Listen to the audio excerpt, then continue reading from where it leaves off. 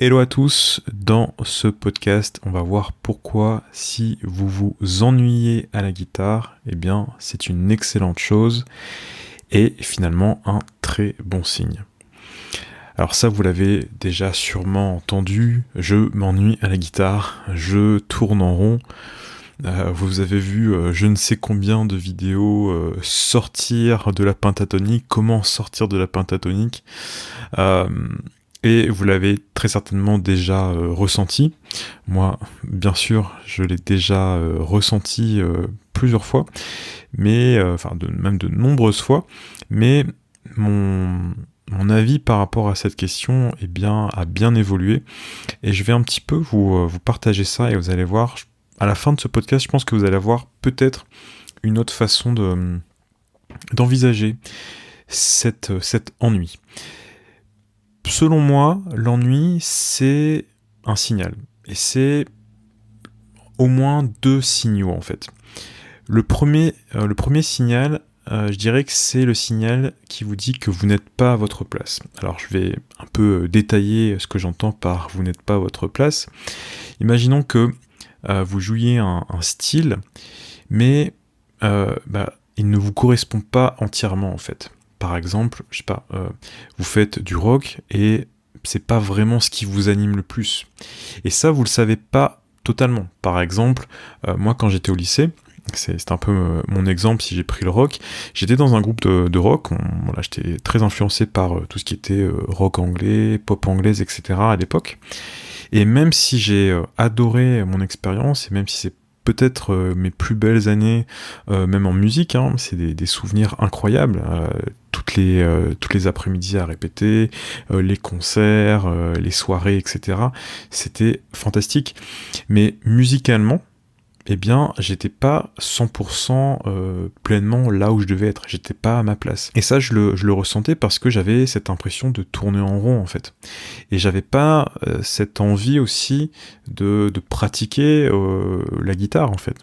J'avais mon petit niveau, j'apprenais des choses, etc.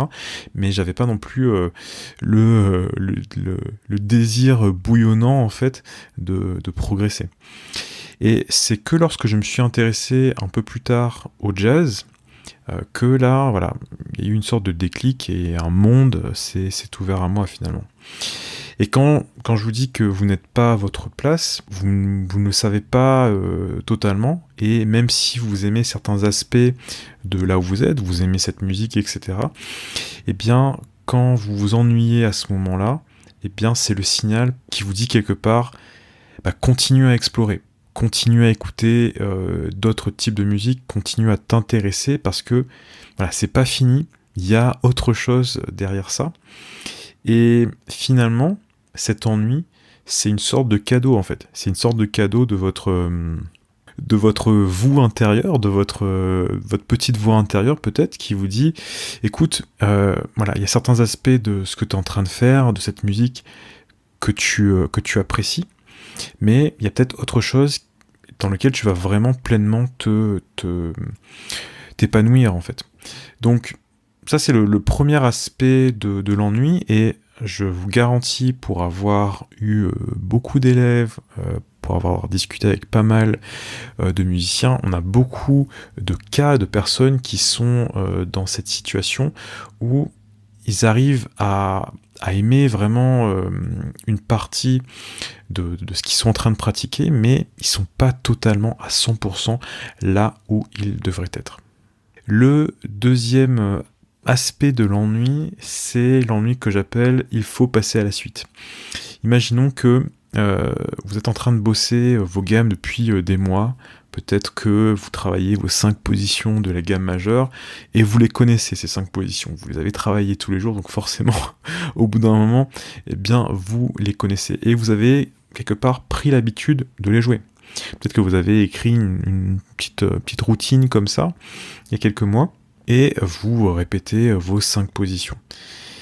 Et forcément, au bout d'un moment, vous allez tourner en rond. Vous allez tourner en rond, et à ce moment-là, quand vous avez trouvé le style que vous aimez, vous êtes là où vous devez être, mais vous avez cette sensation de tourner en rond, et bien il y a deux voies quand vous ressentez cette cet ennui. La première voie, c'est la voie que j'appelle, qu'on va appeler l'expansion. J'ai pas vraiment théorisé ces principes, mais on va appeler ça l'expansion. C'est tout simplement que, vous connaissez vos positions de gamme, par exemple en sol majeur, et bien vous allez trouver d'autres applications. Par exemple, vous allez essayer de les jouer à différentes tonalités. Peut-être que vous allez trouver aussi différentes façons de les jouer dans différentes tonalités. Par exemple, moi j'ai un prof qui m'avait parlé d'un système qui s'appelle le grid. J'en parle notamment dans une formation qui s'appelle maîtriser vos gammes, la formation numéro 3. Et je l'ai un petit peu modifié, mais grosso modo c'est avoir différents chemins en fait pour travailler vos tonalités. Donc voilà, il y a différents moyens en fait de jouer avec les différentes positions de gamme finalement.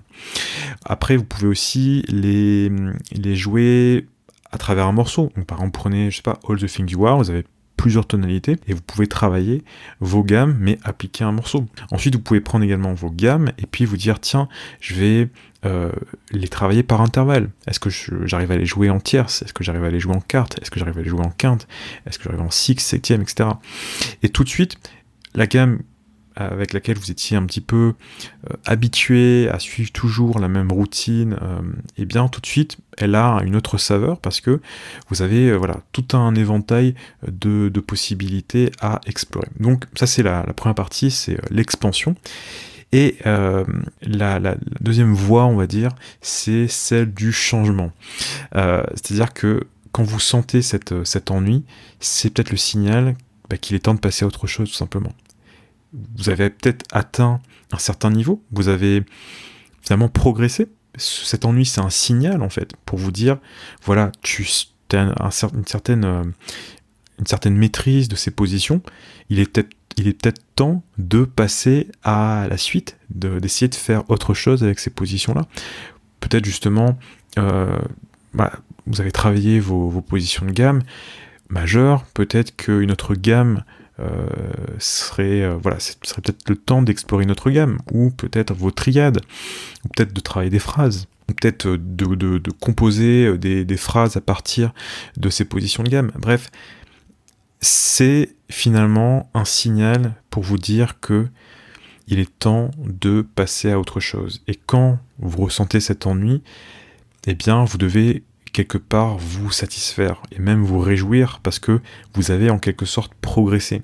Il y a 6 mois, peut-être que vous connaissiez pas vos positions de gamme et aujourd'hui vous les connaissez, à tel point que vous vous ennuyez. Donc, réjouissez-vous et tout simplement, passez à la suite. Donc voilà, j'espère que ce petit épisode vous aura plu.